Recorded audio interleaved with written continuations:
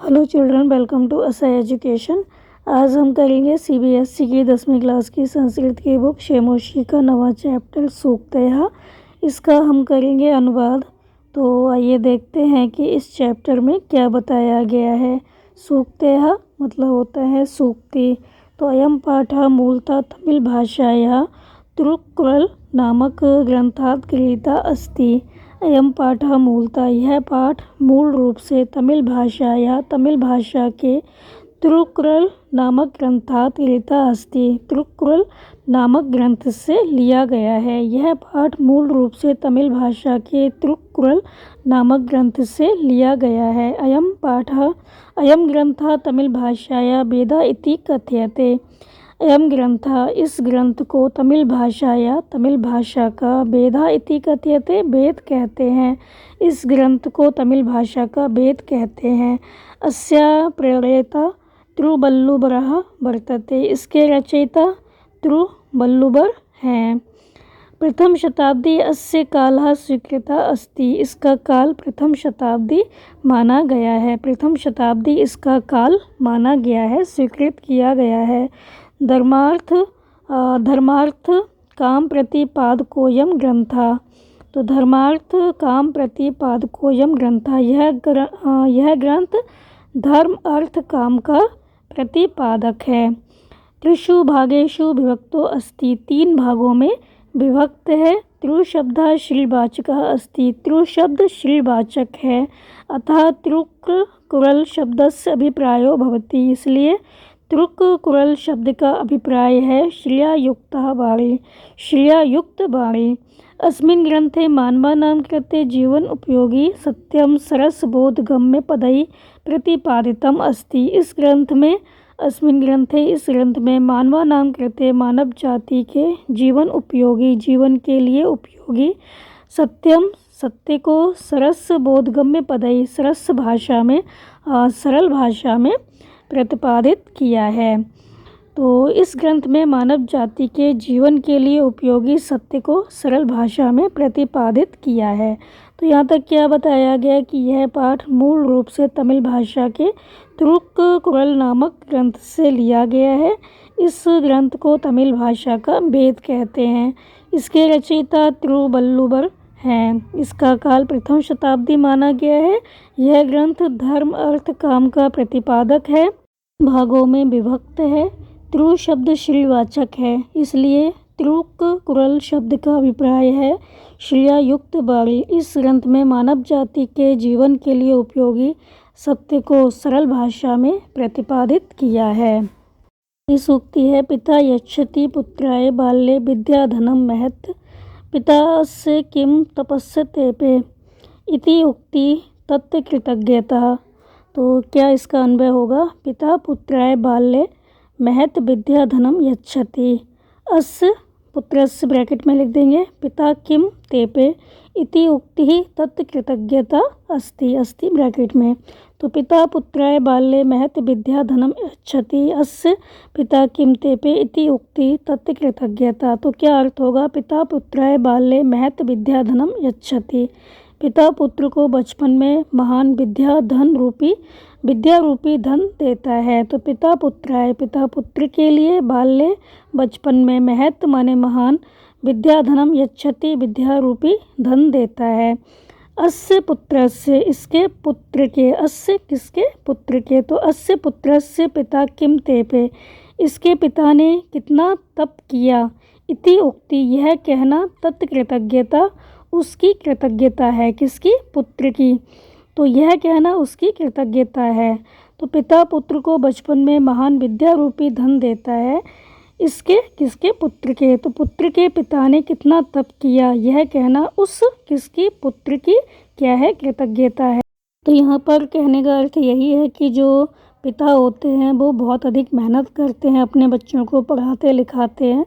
और जो बच्चे होते हैं अगर यही कह देते हैं सिर्फ कि उनके पिता ने उनके लिए बहुत कुछ किया, तो यही उनके प्रति क्या होती है? कृतज्ञता होती है। लेकिन जो बच्चे होते हैं बाद में जाके क्या कह देते हैं कि आपने हमारे लिए क्या किया? कुछ भी तो नहीं किया, आपने हमारे लिए करा ही क्या है।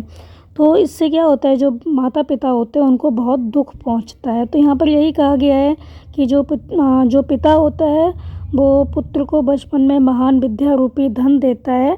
तो पुत्र के पिता ने कितना अधिक तप किया, यह कहना उस पुत्र की कृतज्ञता है। बस इतना ही अगर पिता के लिए कह देता है कि आपने मेरे लिए कितना अधिक तप किया, तो जो पिता है वो क्या होता है, बहुत अधिक खुश हो जाता है। अगली सूक्ति है, अवक्रता यथा चित्ते तथा वाची भवेद यदि तद एव आहु महात्मना समत्वम इति तथ्यता।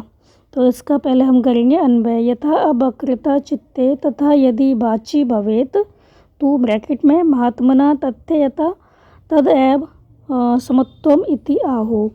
तो क्या अर्थ होगा, यथा अवक्रता चित्ते, जैसी सरलता मन में है, तथा यदि वाची भवेत, वैसी ही यदि वचन में हो, तो महात्मना तथ्यता तदेव, तो महात्मा लोग वास्तव में उसे समत्वम इति आहु, उसे ही समानता कहते हैं।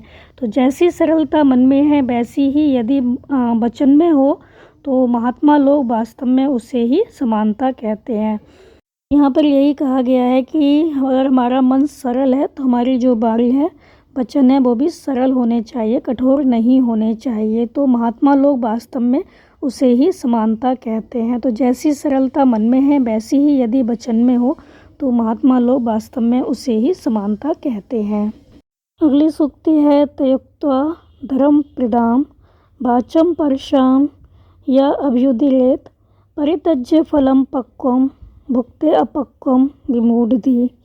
तो क्या होगा इसका अन्वय, या धर्म प्रदाम वाचम तयुक्त्वा परशाम क्या वाचम अभ्युदीरेत सा विमूढ़धि पक्वम फलम परित्यज्य अपक्वम फलम भुक्ते। तो क्या कहा गया है यहाँ पर कि या धर्म प्रदान वाचम तयुक्ता, जो धर्म प्रदान करने वाली वाणी को त्याग कर छोड़कर परशाम अभ्युदीरेत, क्या करता है, कठोर, परशाम माने कठोर, क्या करता है, वचन, तो वाचम ब्रैकेट में लिख दिया हमने, कठोर वचन अभ्युदीरेत कहता है। सहा वह विमूढ़धि पक्वम फलम परित्यज्य, वह मूर्ख पके फल को छोड़कर क्या करता है, अपक्वम फलम भुक्ते, कच्चे फल को खाता है। क्या कहा गया यहाँ पर कि जो धर्म प्रदान करने वाली वाणी को त्याग कर छोड़कर कठोर वचन कहता है, वो मूर्ख कैसा है, जो पके फल को छोड़कर कच्चे फल को खाता है। मतलब धर्म प्रदान करने वाली जो वाणी है उसको नहीं बोलता, वो कठोर वचन कहता है, तो वो उसी के समान है जैसे कि कोई कच्चे फल खा ले, पके हुए फलों को छोड़ दे। फिर है, विद्वांस एव लोके अस्मिन् चक्षुम अंतः प्रकीर्तितः अन्येषां वदने ये तु ते चक्षुर्नाम्नि मते। तो इसका पहले हम करेंगे अन्वय। अस्मिन् लोके विद्वांसः एव चक्षुम अंतः प्रकीर्तितः अन्येषां वदने ये चक्षुषी ब्रैकेट में ते चक्षु तु नाम्नि मते।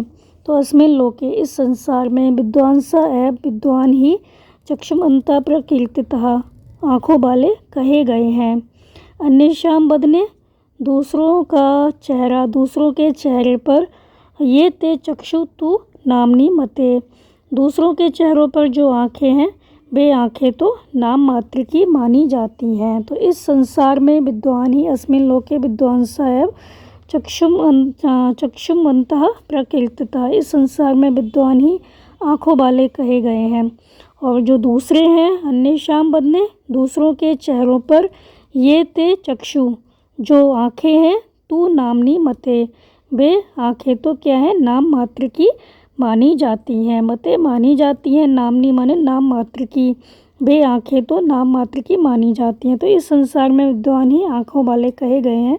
दूसरों के चेहरों पर जो आँखें हैं वे आँखें तो नाम मात्र की ही मानी जाती हैं। फिर है, यत् प्रोक्तम येन केन अपि तस्य तत्व अर्थ निर्णयः कर्तुम शक्यो भवेत येन सा विवेक इति ऋतः। तो क्या होगा इसका अन्वय, येन केन अपि यत् प्रोक्तम तस्य तत्व अर्थ निर्णयः येन कर्तुम शक्य भवेत सः विवेकः इति ऋतः। तो क्या होगा इसका अर्थ, येन केन अपि, जिसके द्वारा किसी भी प्रकार से, यत् प्रोक्तम, जो कहा जाता है, तस्य तत्व अर्थ निर्णय, उसके वास्तविक अर्थ का निर्णय करने में येन कर्तुं निर्णय करने में शक्य भवेत् जो समर्थ होता है, सा विवेकः इति ईरितः उसे विवेक कहा जाता है। तो येन केन अपि यत् प्रोक्तम जिसके द्वारा किसी भी, येन केन जिसके द्वारा, केन किसी, अपि भी जिसके द्वारा किसी भी, यत् प्रोक्तम किसी भी प्रकार से, यत् प्रोक्तम जो कहा जाता है, जिसके द्वारा किसी भी प्रकार से जो कहा जाता है, तस्य तत् अर्थ निर्णय उसके वास्तविक अर्थ का निर्णय करने में, येन कर्तुं शक्य भवेत् जो समर्थ होता है, उसके वास्तविक अर्थ का निर्णय करने में जो समर्थ होता है, सा विवेकः इति ईरितः उसे विवेक कहा जाता है। तो कोई भी व्यक्ति कुछ कहता है तो उसका क्या वास्तविक अर्थ है ये कोई बताता है तो उसी को क्या कहा जाता है, विवेक कहा जाता है। यह वाक्यपटु धैर्यवान मंत्री सभायाम अपि अकात्रः स केन अपि प्रकारेण परैः न परिभूयते। तो क्या होगा इसका अन्वय, मंत्री या ब्रैकेट में लिख देंगे। यह मंत्री वाक्पटुः धैर्यवान सभायाम अपि अकात्रः अस्ति स परैः केन अपि प्रकारेण न परिभूयते। तो क्या अर्थ होगा, या मंत्री जो मंत्री वाक्पटु मतलब बोलने में चतुर, धैर्यवान धैर्यशाली, सभायाम अपि अकात्रः सभा में भी निडर होता है, सभा में भी निडर होता है, सा परैः केन वह दूसरों के द्वारा, केन अपि प्रकारेण किसी भी प्रकार से, न परिभूयते पराजित नहीं होता है। तो जो मंत्री बोलने में चतुर, धैर्यशाली, सभा में क्या होता है, सभा में भी निडर होता है, वह दूसरों के द्वारा किसी भी प्रकार से पराजित नहीं होता। तो ऐसा जो व्यक्ति होता है, चतुर है, धैर्यशाली है, सभा में किसी भी प्रकार का उसको डर नहीं है, तो ऐसा जो व्यक्ति होता है वो दूसरों के द्वारा किसी भी प्रकार से पराजित नहीं होता। फिर है या इच्छति आत्मनः श्रेया प्रभूतानि सुखानि च न कुर्यात् इतं कर्म स परेभ्यः कदापि च। तो क्या होगा अन्वय, यह आत्मनः श्रेया प्रभूतानि सुखानि च इच्छति स परेभ्यः अहितं कर्म कदापि न कुर्यात्। तो क्या अर्थ होगा, यह आत्मना श्रेया प्रभूतानि सुखानि च इच्छति जो, कौन, मनुष्य, तो ब्रैकेट में लिख देंगे मनुष्य, जो मनुष्य आत्मनः श्रेया आत्मनः अपना खुद का क्या करता है, श्रेया प्रभूतानि सुखानि च इच्छति जो मनुष्य खुद का कल्याण और बहुत सारा सुख चाहता है, सा परेभ्यः वह दूसरों के लिए, अहितम कर्म कदापि न कुर्यात् दूसरों के लिए गलत कर्म, गलत कार्य कभी भी ना करे, कभी ना करे। तो जो मनुष्य खुद का कल्याण और प्रभूतानि सुखानि च इच्छति बहुत सारा सुख चाहता है, वह दूसरों के लिए अहितम कर्म गलत कार्य कदापि ना कुर्यात् कभी ना करे।